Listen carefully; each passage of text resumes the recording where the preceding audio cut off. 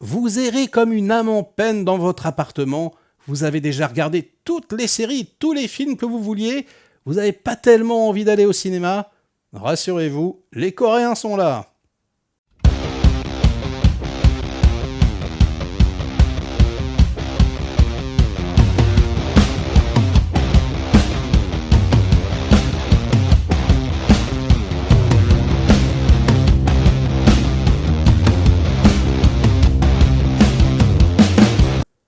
Hey, salut les cinéphages, c'est Merej et aujourd'hui, je viens vous parler du nouveau K-drama made in Netflix, traduisez mini-série coréenne, sans merci. Donc c'est adapté comme d'habitude, comme très souvent d'un webtoon coréen ultra célèbre là-bas. Le créateur, c'est Si Young-ho, qui est également showrunner de la série. 7 épisodes de 40 minutes. Et alors les petits-enfants, je me suis fait atomiser. Une claque aller, une claque retour. Bon, techniquement, c'est irréprochable. On dirait deux gros films, en fait, mis bout à bout.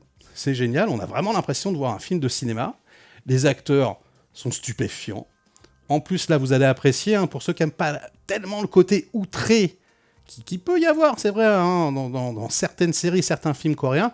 Là, c'est relativement sobre. Et surtout, on a une histoire, donc on est vraiment dans le film de gangster, dans le film d'affrontement, en mode arme blanche. Ça charcle, ça saigne, c'est très très violent, ultra violent, franchement vous n'êtes pas prêts.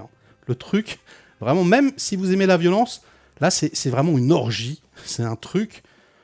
même moi, j'étais là sur certains épisodes, il faut s'accrocher, c'est assez hallucinant à ce niveau-là, énormément d'action, énormément de tension.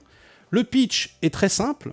En fait, on a un ancien gangster donc, qui travaillait pour... On ne sait pas trop ce qui s'est passé, je ne vais rien vous spoiler. On va dire que, voilà, il y a deux groupes de gangsters qui, au départ, se foutaient sur la gueule et qui sont arrivés à se mettre d'accord, une sorte de trêve.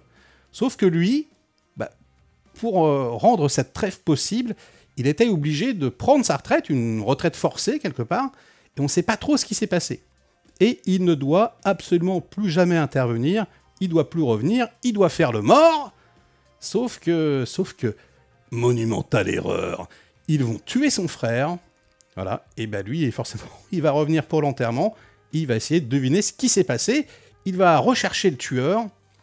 Et alors là, c'est vrai que j'ai lu certaines critiques, on peut être surpris, parce que même si le traitement, graphiquement, tout, est assez réaliste, le type, il a quand même une aura super héroïque. Il a quand même une aura, on va dire, quasi Steven Seagalienne. Je sais pas si on peut le dire comme ça. Il est quasi indestructible. Et c'est vrai que c'est quelque part un peu capillotracté, c'est surabusé. Ça se prend des coups de schlass, des coups de hache, des coups de couteau, partout, même des coups de flingue. Mais il se relève toujours. Rien ne peut l'arrêter. Voilà, sans merci, il veut aller jusqu'au bout de son truc. Et moi, j'ai vraiment aimé ça, au contraire. Parce que ça confère au personnage principal une aura quasi fantastique. Voilà, c'est vraiment le boogeyman. En plus, on a été obligé, parce qu'il est tellement fort, tout le monde a peur de lui. C'est le meilleur combattant. Voilà, on lui a coupé le talon d'Achille pour essayer de l'handicaper un petit peu. Sauf que il boite un peu, mais c'est tout. Et j'ai envie de vous dire, heureusement, parce que s'il avait eu ses deux jambes valides, ça aurait été un carnage encore plus intense. Et au niveau du carnage, les enfants, au niveau de la violence, moi j'adore la violence. Vraiment au cinéma, je trouve ça génial. J'adore les films de gangsters. J'aime énormément les films à l'arme blanche, où il n'y a pas beaucoup d'armes à feu. Ça c'est pareil, certaines critiques... Ils sont là en train de... ils disent « Ouais, attends, c'est pas normal, pourquoi ils sortent pas des flingues ?» C'est une tradition asiatique. Il y a énormément de films, en fait, aux armes blanches, avec des machettes, avec des couteaux. Et c'est vrai que dans la société coréenne, ils ont pas... C'est pas comme les Américains, quoi. Ils n'ont pas la culture du flingue. Donc, moi, ça me dérange pas du tout. Je comprends qu'on puisse tiquer, mais en vérité, il y a un côté un petit peu chevaleresque, un petit peu comme peut y avoir dans les Wuchapian, belle époque de Hong Kong. Donc voilà, non, ce sont des affrontements à l'arme blanche, Et graphiquement, ça donne des trucs, des scènes, mais hallucinantes, des combats absolument homériques. Oui, il est souvent seul contre 50. c'est incroyable, franchement. Et voilà, il est impitoyable. Il y a, au niveau de la mise en scène des combats, des trucs, mais juste, t'es là, tu comprends pas ce qui se passe. Notamment entièrement en plan séquence, en caméra subjective, dans un couloir. C'est juste génial, mais vraiment, on ressent les impacts, on ressent la douleur, on ressent vraiment la violence des coups et tout. C'est incroyable, et ça ne s'arrête jamais. Ça ne s'arrête jamais. C'est tellement généreux. Par rapport aux autres K-dramas coréens, en plus, parce que c'est vrai que ça, c'est un petit défaut. Il y a, de temps en temps, 11 épisodes, 15, voire 20. Parfois, c'est trop long. Parfois, il y a des épisodes avec du remplissage, etc. Là, c'est dégraissé jusqu'à la moelle. 7 épisodes, c'est très court. En plus, 40 minutes. Vraiment, c'est comme si vous regardiez 2 gros films mis bout à bout. Une dinguerie. Mais vraiment, j'ai adoré ça. Le personnage principal est interprété par So Ji-sub, alors qui jouait dans un film que j'aime beaucoup, Rough Cut, écrit par Kim Ki-duk. Voilà, je vous le recommande. C'est très très très bon. Il est excellent. Et bon, voilà, si vous regardez des K-dramas, si vous regardez du cinéma coréen, vous allez voir, les têtes, elles vont popper. Vous allez, lui, vous allez les reconnaître. Ils sont tous très très bons. Le plus connu d'entre eux, je pense que c'est Yoo Jun-ho, voilà, qui est énorme, qui fait un des big boss des 2 camps de la mafia locale. Et voilà, ils sont tous superbes, vraiment. L'atmosphère musicale, le travail sur le son, c'est surabusé, des charclages. Enfin, ça gicle par hectolitre. On en redemande vraiment, mais c'est vrai que parfois, il faut faire des pauses. Moi, je me suis tout enchaîné. Au bout d'un moment, c'est quand même limite. T'es là, tu fais bon. Il y a trop de sang, il y a trop de violence, il y a trop d'action. Pour que je dise ça, vraiment, il faut qu'il y en ait. Mais non, c'est incroyable. C'est vraiment dans le genre. Il faut aimer le genre, évidemment. Si vous n'aimez pas les films de gangsters, bon, vous allez peut-être passer à côté. Je vous dis, au niveau de la cohérence, voilà, vous allez voir un zombie, c'est Steven Seagal coréen en mode zombie, inarrêtable. Vous allez peut-être vous dire, ouais, c'est un peu capillotracté ta série, Mireille, quand même. Certes. Le scénario, en plus, c'est vrai qu'il est simple. On peut pas faire plus simple, ça tient quand même un peu sur une feuille de papier. Mais les autres personnages sont bien traités, vraiment.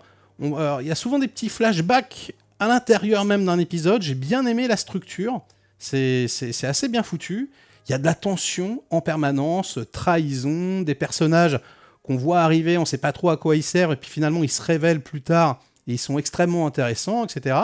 On est surpris, on ne sait jamais vraiment ce qui s'est passé, ou en tout cas pas complètement. Voilà, on nous enlève des petits éléments, puis on nous les remontre plus tard sous un autre angle. Enfin, franchement, c'est comme d'habitude. C'est une masterclass, les petits amis, c'est incroyable.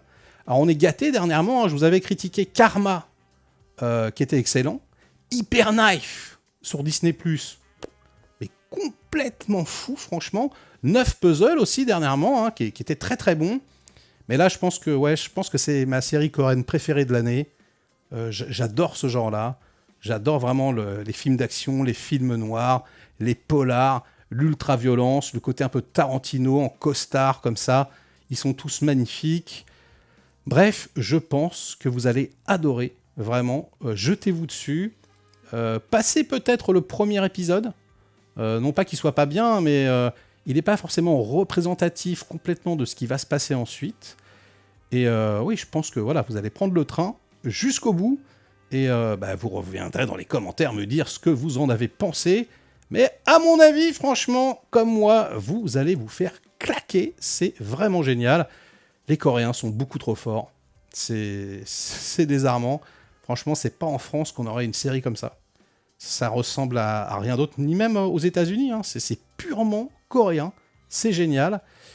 Et sur ces bonnes paroles, ça sera la fin de cette critique, mais pas de la vidéo, car vous le savez, à chacune de mes critiques maintenant sur la chaîne, nous jouons à l'image subliminale. Attention, c'est parti.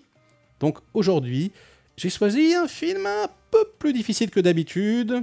Donc il faut deviner le titre. Voilà, une petite image va popper, c'est très furtif, hein, 4 images à peine. Attention, c'est parti. Pop. Ah là, je sens que vous êtes en galère, certains là. Ah, certains ont trouvé, évidemment. Si vous l'avez vu, bien sûr. Mais ouais, qu'est-ce que c'est que ce film? Qu'est-ce que c'est que ce film? Qu'est-ce que c'est? Il y a 2 acteurs. Allez, je vous aide un peu. Il y a peut-être Bruce Willis. Ah, c'est possible. Il y a peut-être Tim Roth également. Quoi? Tim Roth et Bruce Willis dans le même film? Mais qu'est-ce que c'est que ça? Qu'est-ce que c'est que ça? Allez, je vous remontre l'image une deuxième fois. Je laisse un tout petit peu plus d'image. C'est parti. Pop. Alors, vous l'avez? Vous l'avez? C'est un film de 1995. C'est un film à sketch. Ah oui. 4 histoires, dont une réalisée par Robert Rodriguez et l'autre par Quentin Tarantino. Et ben, c'est de celle-là dont je parle tout de suite, de Man from Hollywood, avec Bruce Willis, donc, dans un rôle complètement dément. Ils sont dans une chambre d'hôtel, en fait, et ils font des paris débiles, des paris stupides, et le perdant doit se couper le petit doigt avec un hachoir. Voilà, je vous en dis pas plus, franchement, c'est mortel. D'ailleurs, Bruce Willis, en fait, n'est pas crédité au générique. Il n'est même pas sur l'affiche, c'est assez bizarre. Je pense que parfois, ils le font pour pas que les réalisateurs doivent payer les royalties ensuite. C'est une sorte de participation amicale. Il est bourré, il se met sa cravate voilà, autour du crâne comme ça. Il est génial, franchement, j'adore. J'adore ce segment. Le film n'est pas... voilà, c'est pas le meilleur film à sketch du monde, mais vraiment... voilà, celui de Tarantino est très très bon. Donc si vous ne l'avez jamais vu, Four Rooms, ça s'appelle Groom Service en français. C'est sorti en Blu-ray. Ça fait pas longtemps, mais c'est disponible. Et ben voilà. Et sur ces bonnes paroles, ce sera la fin de cette vidéo. Donc likez-la si elle vous a plu, diverti un minimum. Délikez-la sinon, inondez-moi de commentaires comme d'habitude pour faire marcher le petit robot YouTube. Et nous, on se retrouve très vite pour de prochaines aventures. Ciao!